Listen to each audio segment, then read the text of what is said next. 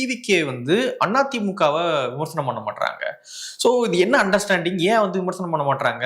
ஒருவேளை நாளைக்கு வந்து டிவிகே அதிமுகவோடு கூட்டணிக்கு போக போறாங்களா, அதனாலதான் முன்னேற்பாடாக விமர்சனங்கள்லாம் பண்ண மாட்டாங்களா அப்படின்ற ஒரு பார்வையுமே இருக்கு. இன்னொரு பக்கம் ஆதவர்ஜுனா சொல்றாரு, அதிமுக காரங்களாம் வந்து டிவிக்கு இணைஞ்சிக்கிட்டு இருக்காங்க. ஸோ இந்த நேரத்துல நாங்க வந்து அதிமுகவை அட்டாக் பண்ண வேண்டிய அவசியமே கிடையாது, ஏன்னா அந்த கட்சிக்காரங்களாம் நம்ம கட்சி நோக்கி வந்துட்டு இருக்காங்க அப்படின்ற ஒரு பார்வையுமே இருக்கிறாரு. டிவிக்கே ஏன் அதிமுக விமர்சனம் பண்ண மாட்டாங்கன்னு நினைக்கிறீங்க?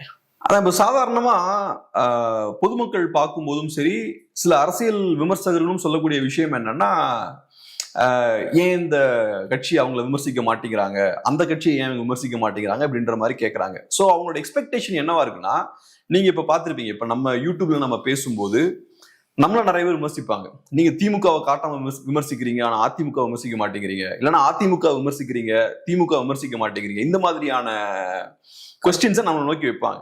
நமக்கு இழக்கிறதுக்கு ஒண்ணுமே கிடையாது. ஒரு வீடியோல நம்ம இந்த கட்சியை விமர்சிக்கலாம், இன்னொரு வீடியோல அந்த கட்சியை விமர்சிக்கலாம், ரெண்டு பேரையும் சேர்த்து ஒரே வீடியோல விமர்சிக்கலாம். நமக்கு எந்த இழப்பும் பெருசா கிடையாது. 10 சப்ஸ்கிரைப் ஏறுவாங்க, 10 சப்ஸ்கிரைப் இறங்குவாங்க. அப்படியே இழக்கிறதா இருந்தாலும் சில நூறுகள் சில ஆயிரங்கள்ல தான் அந்த இழப்பு இருக்கும், பெருசா எதுவும் கிடையாது. நம்ம ஒரு சின்ன ரூம்ல தான் நமக்கு பிடிச்சதெல்லாம் பண்ணிக்கலாம். ஆனா ஒரு அரசியல் கட்சின்னு வரும்போது அவங்க ஒரு பொலிட்டிக்கல் ஸ்டாண்ட் எடுத்து ஒரு பார்ட்டி அப்போஸ் பண்றாங்கன்னா அதனால லாபமும் ஏற்படலாம், நஷ்டமும் ஏற்படலாம். சோ அவங்க ஒரு கட்சியை அப்போஸ் பண்ணுன்ற ஸ்டாண்டுக்கு வராங்கன்னா இதெல்லாம் கால்குலேட் பண்ணணும். இந்த கட்சியை நம்ம அப்போஸ் பண்ணோம்னா நமக்கு லாபம் இருக்குமா, நஷ்டம் இருக்குமா? நஷ்டம் இருந்தா அப்ப அதை பண்ணக்கூடாது, லாபம் இருந்தா மட்டும்தான் பண்ணணும். ஏன்னா எலக்டோரல் பாலிடிக்ஸ்னு வரும்போது ரொம்ப காம்ப்ளெக்ஸான விஷயம். சோ இப்ப டிவிக்கேன்ற ஒரு கட்சியை ஸ்டார்ட் பண்றாங்க, ஒரு ஸ்டாண்ட் எடுக்கிறாங்க. பிஜேபி எங்க எதிரின்னு சொல்றாங்க, ஆனா பிஜேபி பெருசா அட்டாக் பண்ணல. திமுகவை தான் அவங்க ப்ரெடாமினன்ட்டா அட்டாக் பண்றாங்க. ஸோ அவங்க எக்ஸாக்டா எந்த ஓட்டர்ஸை டார்கெட் பண்றாங்க, என்ன செய்ய விரும்புறாங்க அப்படின்ற விஷயத்த பார்ப்போம். ஸோ இப்ப டிவிக்கேன்ற புது கட்சி இருக்கு. இந்த கட்சியால டிஎம்கே ஓட்ஸை உடைக்க முடியுமா? முடியாதா?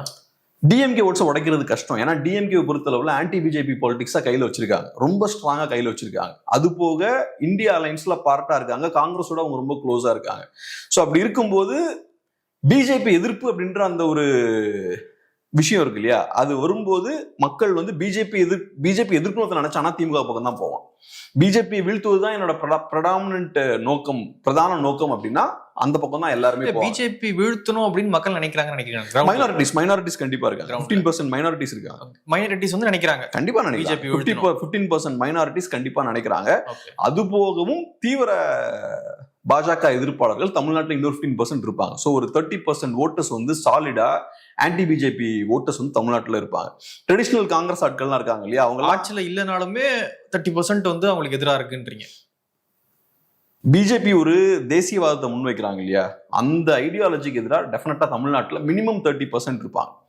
நான் சொல்றது ரொம்ப ஸ்ட்ராங்கா, பிஜேபியை வீழ்த்துவதுதான் எங்களோட ப்ரெடாமினன்ட்டான நோக்கம் அப்படின்னு ஒரு 30% ஓட்டு இருப்பாங்க. அந்த ஓட் பேஸ் தான் திமுகவோட டார்கெட்.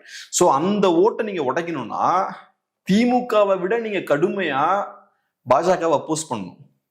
திமுகவை விட கடுமையா நீங்க பாஜகவை அப்போஸ் பண்ணணும். ரெண்டாவது காங்கிரஸோட நீங்க க்ளோஸா இருக்கணும், இந்தியா அலைன்ஸ்ல ஒரு பார்ட்டா இருக்கணும். அப்பதான் மக்களுக்கு உங்க மேல ஒரு நம்பகத்தன்மை வரும்.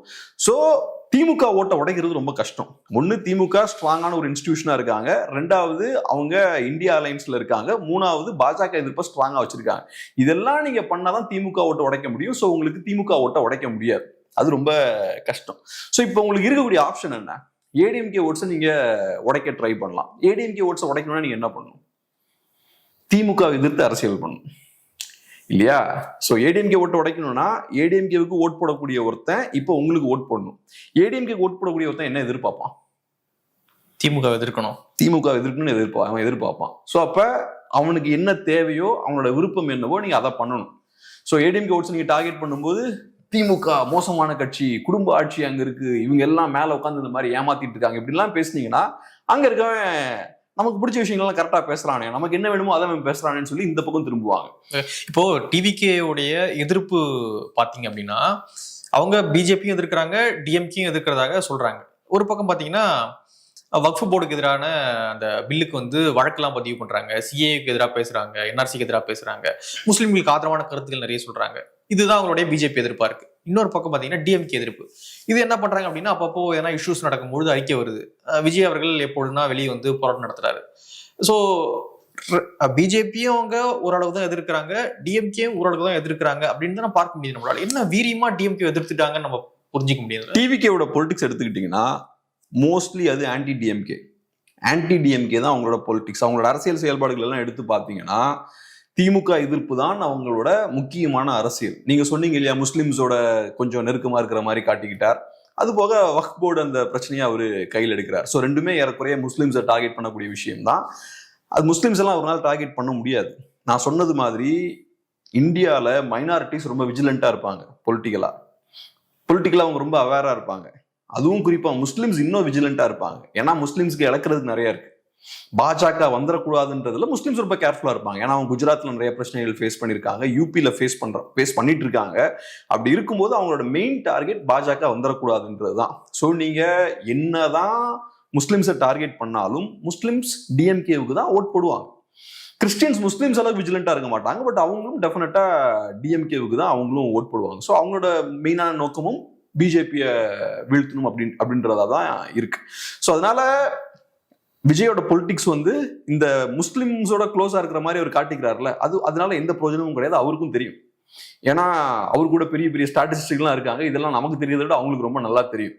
ஸோ அவரோட கோர் பொலிட்டிக்ஸ் என்னன்னு பார்த்தோம்னா ஆன்டி டிஎம்கே தான். இந்த ஆன்டி டிஎம்கே பொலிட்டிக்ஸ் அவர் ஸ்ட்ராங்கா கையில் எடுத்தாருன்னா ஏடிஎம்கே காரங்களோட ஓட்ஸ் வந்து இங்க வரும், அவருக்கு ஷிஃப்ட் ஆகும். இதே இது இப்போ அவர் பொலிட்டிக்ஸ் ஷிஃப்ட் பண்றாருன்னு வச்சுப்போம், ஆன்டி ஏடிஎம்கே பாலிடிக்ஸை கையில் எடுக்கிறாருன்னு வச்சுப்போம், ஏடிஎம்கே விமர்சிக்கிறாருன்னு வச்சுப்போம், இதனால யாரோட ஓட்ஸ் வரும்? நான் சொன்ன மாதிரி திமுக ஓட்ஸ் ஷிஃப்டே ஆகாது. ஆன்டி ஏடிஎம்கே நீங்க பிளே பண்ணீங்கன்னா உங்களுக்கு எந்த எலக்டோரல் பெனிஃபிட்டும் கிடையாது. இதனாலதான் என்டிகேவும் ஏடிஎம்கே பெருசா அட்டாக் பண்ண மாட்டாங்க. என்டிகேவும் பெருசா ஏடிஎம்கே அட்டாக் பண்ண மாட்டாங்க. அவங்க திமுகவை தான் மெயினா அட்டாக் பண்ணுவாங்க. திமுக எதிர்கட்சியா இருக்கும்போது கூட திமுக தான் அவங்க அக்ரெசிவா அட்டாக் பண்ணுவாங்க.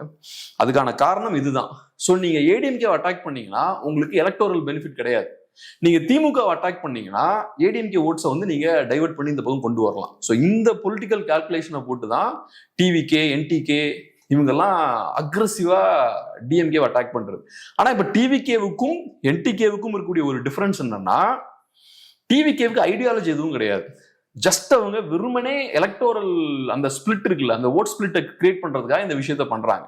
ஆனா என்டிகேவுக்கு ஒரு ஐடியாலஜியும் இருக்கு. ஐடியாலஜியை பேஸ் பண்ணி அவங்க திமுகவை அட்டாக் பண்றாங்க. ஸோ அந்த ஐடியாலஜி அவங்கள திமுக எதிர்ப்பு அப்படின்ற ஒரு இடத்துக்கு கொண்டு வந்து விட்டுருக்கு. ஸோ அது இன்னும் கொஞ்சம் கூட ஆர்கானிக்கா இருக்கு. பட் டிவிக்கே டெம்பரரியா இந்த எலெக்ஷன்ல எப்படி கமல்ஹாசன் பண்ணாரோ அதே மாதிரி இந்த எலெக்ஷன்ல அவரு அக்ரெசிவா டிஎம்கே அட்டாக் பண்றாரு, ஏடிஎம்கே ஓட்ஸை குறி வைக்கிறாரு. இனி எம்பியை வர பொறுப்பேற்க போறாரு கமல் அவர்கள். அன்னைக்கு எதிர்த்து டிவிலாம் உடைச்சாரு. ஆமா, இன்னைக்கு அதே கட்சியோடைய எம்பி ஆக போறாரு. இது ஒரு பெரிய நியூஸா வரணும். ஆக்சுவலா இதை வந்து நம்ம ஆட்கள் எல்லாம் பார்க்கணும். 2019ஆம் ஆண்டு 21ஆம் ஆண்டு கமல்ஹாசனுக்கு ஓட் போட்ட எல்லாரும் இதை பார்க்கணும், கொஞ்சம் யோசிக்கணும். நமக்கு வந்து இந்த மெமரி வந்து ரொம்ப கம்மி, ஷார்ட் டேர்ம் மெமரி லாஸ். இந்த கஜினி படத்துல சூர்யா இருக்கிற மாதிரி தான், எல்லாம் பட்டு பட்டு பட்டுன்னு நம்ம மறந்துடுவோம். ரெண்டாவது, ஹியூமன்ஸுக்கு இருக்கக்கூடிய ஒரு சரியான பிரச்சனை என்னன்னா, நம்ம ஒரு தவறே செய்திருந்தாலும் அதை நம்ம டக்குன்னு மறந்துடுவோம். நம்ம எப்பவுமே கரெக்டாக தான் இருந்திருக்கும் அப்படின்ற மாதிரி நம்மளே நினைச்சுப்போம். நம்ம பண்ண தவறுகளை நம்ம அங்கீகரிக்க மாட்டோம். அதை பின்னுக்கு திரும்பி பார்த்து நம்ம நேரம் தப்பு பண்ணிருக்கோம்லன்றதை நம்ம ஒத்துக்க மாட்டோம். நிறைய நேரங்கள்ல நம்ம எப்பவுமே கரெக்டாக தான் போயிட்டு இருக்கோம் அப்படின்ற மாதிரி போயிடும். இந்த விஷயமும் ஏறக்குறைய அப்படிதான் நான் பாக்குறது. ஏன் நான் சொல்றேன்னா, இப்ப நான் கமல்ஹாசன் அவர்களை கிரிட்டிக்கலா அந்த டைம்ல நான் வீடியோ எல்லாம் பேசும்போது நிறைய பேர் அப்ப அப்போஸ் பண்ணாங்க. சோஷியல் மீடியாவில் ஏதாவது போஸ்ட்லாம் போடும்போது, டேய் இது உங்கள் ஜேர்னலிஸ்ட்லேயே நீங்கள் இப்படி தான்டா, ஒருத்தர் நியாயமாக வராரு, மாற்றம் கொண்டு வரணும்னு நினைக்கிறாரு, இப்படி தான் நீங்கள் பேசுவீங்கடா, உங்களுக்குலாம் மாற்றமே வராதுடா, உங்களால தான் தமிழ்நாடு இப்படி இருக்குன்னுலாம் பேசினாங்க. இப்போ அவங்களாம் எங்கே போனாங்கன்னு எனக்கு தெரியல. ஸோ அவங்கள பொறுத்தளவில் அவ்வளோ பேஷனேட்டாக நீங்கள் அவரை சப்போர்ட் பண்ணீங்கன்னா அதே அளவுக்கு பேஷனேட்டாக இன்னைக்கு உங்களுக்கு கோவம் வரணும்ல. நாங்கள் நம்பி அவருக்கு ஓட் போட்டோம், இப்படி ஏமாத்திட்டாரு, எனக்கு எதிராக அந்த கோபம் அவருக்கு எதிராக வரணும்ல. அவர் வரலான்னா இதை எப்படி புரிஞ்சுக்கலாம் நம்ம? ஸோ அவங்க இதை சாதாரணமாக எடுத்துக்கிறாங்க, அவ்வளோதான். ஒரு நடிகர் மேலே அதீத பற்று அவங்களுக்கு. ஸோ மாற்றம் வரணும் அப்படின்றதுக்காகலாம் அப்போ கோவம் வரல அவங்களுக்கு. கமல்ஹாசன் அப்படின்ற ஒரு நடிகர் மேலே எனக்கு பெரிய ஆசை, அந்த நடிகரை நீ கை வச்சேன்னா நான் டென்ஷன் ஆவேன். அதுக்கு மாற்றம் இந்த விஷயங்களெல்லாம் ஒரு சாக்கு போக்கா யூஸ் பண்ணிப்பேன், அவ்வளோதான். அரசியல் பேசுகிற மாதிரி நான் பேசுவேன். இது நம்ம நாட்டில் இருக்கக்கூடிய, தமிழ்நாட்டில் இருக்கக்கூடிய பெரிய ஒரு அவலம். ஸோ அதனால இந்த நியூஸ் இருக்கு பாருங்க, இதை வந்து நம்ம எல்லாரும் பார்க்கணும்.